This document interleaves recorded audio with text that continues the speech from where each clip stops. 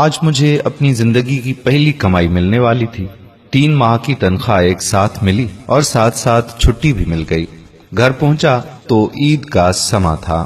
ماں، باپ، بہن، بھائی سب بہت خوش تھے۔ میں نے ساری رقم والدہ کے ہاتھ پر رکھ دی۔ والدہ نے رقم کا تیسرا حصہ راہ خدا میں خرچ کرنے کی نیت سے علیحدہ کیا اور کہا کہ اس رقم سے ایک بیوہ عورت کے گھر راشن خرید کر پہنچا دینا جو دور کے ایک محلے میں رہتی تھی۔ میں اسی وقت گیا اور راشن خرید کر لایا۔ گھر میں میرے لیے پرتکلف طعام کا انتظام کیا گیا تھا۔ بہن بھائیوں کے ساتھ مل کر لذیذ کھانوں کے مزے اڑائے اور سفر کی تھکاوٹ دور کرنے کی غرض سے رضائی میں گھس گیا۔ آنکھیں نیند سے بوجھل ہو رہی تھیں کہ اچانک اس بیوہ عورت اور اس کے یتیم بچوں کا خیال آیا۔ ارادہ کیا کہ ابھی جاؤں اور سامان پہنچا دوں۔ طبیعت میں سستی تھی، سوچا کل پہنچا دوں گا، لیکن بعد میں خیال آیا کہ میں تو پرتکلف کھانے کا مزہ لے چکا، کہیں وہ بچے بھوکے نہ ہوں۔ اسی وقت لحاف سے نکلا، ایک چادر اوڑھی، تھیلا کاندھے پر رکھا اور اس کے گھر کی طرف نکل پڑا۔ شدید سردی تھی، دھند بھی زیادہ تھی اور بھاری تھیلا اٹھانے میں بھی کچھ دقت ہو رہی تھی۔ ایک دور محلے میں اس عورت کا گھر تھا۔ اس کا شوہر مزدوری کرتا تھا اور 4 بچے تھے۔ ایک ناگہاں حادثے میں شوہر کی موت ہو گئی اور اب اس کے یتیم بچوں پر دستے شفقت رکھنے والا کوئی نہ تھا۔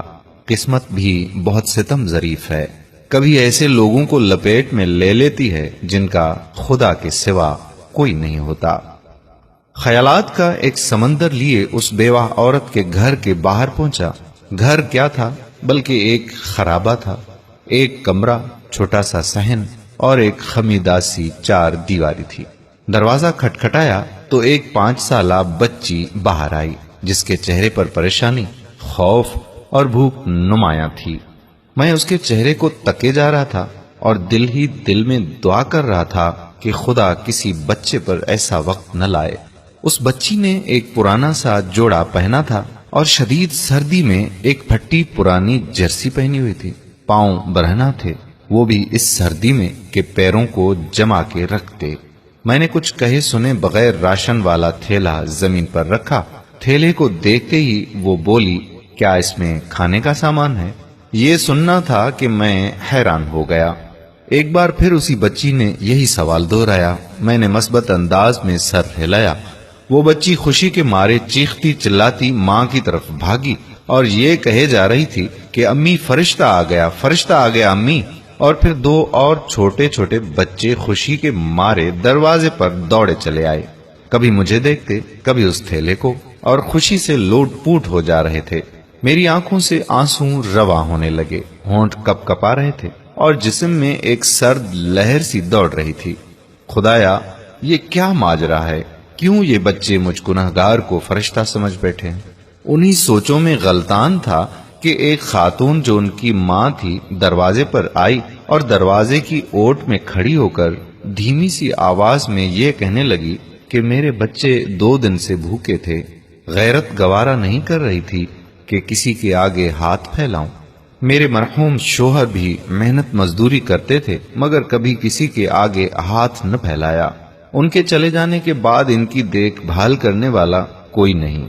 رشتہ داروں نے ہاتھ کھینچ لیے اور محلے والے بھی مدد نہیں کرتے، مگر کبھی کبھی آپ جیسے نیک دل لوگ مدد کر دیتے ہیں۔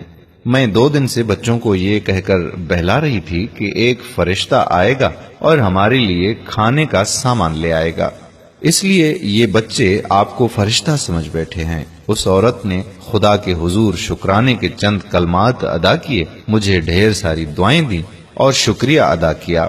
میں وہاں سے واپس ہو لیا۔ آنسو رکنے کا نام ہی نہیں لے رہے تھے۔ زندگی میں کبھی خود کو اتنا پرسکون محسوس نہیں کیا جتنا آج کر رہا تھا، اور اندازہ لگایا کہ ایک بے بس انسان کی مدد کرنے سے جو روحانی سکون ملتا ہے وہ کسی اور کام میں نہیں۔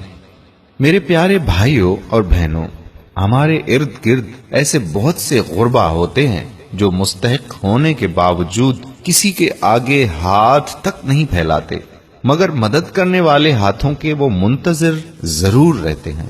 2 وقت کی روٹی ہی ان کا کل جان ہوا کرتی ہے۔ ایسے لوگوں کی مدد کرنی چاہیے، چاہے وہ 1 وقت کا کھانا ہی کیوں نہ ہو۔ تو اپنے آس پاس کے غربا پر نظر رکھیے، اور جو بھی آپ کو اس طرح کے غریب نظر آتے ہیں دل کھول کر ان کی مدد کیجیے اور دلی اطمینان اور سکون حاصل کیجیے اور اللہ رب العزت کو راضی کیجیے۔ اس ویڈیو کو ثواب کی نیت سے شیئر ضرور کیجیے گا۔ اگر آپ نے ابھی تک ہمارا پیج پیارا اسلام لائک نہیں کیا تو ابھی سے لائک کر کے فالو کر دیجیے، اور ساتھ ساتھ ہمارے یوٹیوب چینل پیارا اسلام کو بھی سبسکرائب کر دیجیے تاکہ ہم ایسی مزید معلوماتی ویڈیوز آپ تک پہنچاتے رہیں۔ جزاک اللہ خیرہ۔ السلام علیکم ورحمۃ اللہ وبرکاتہ۔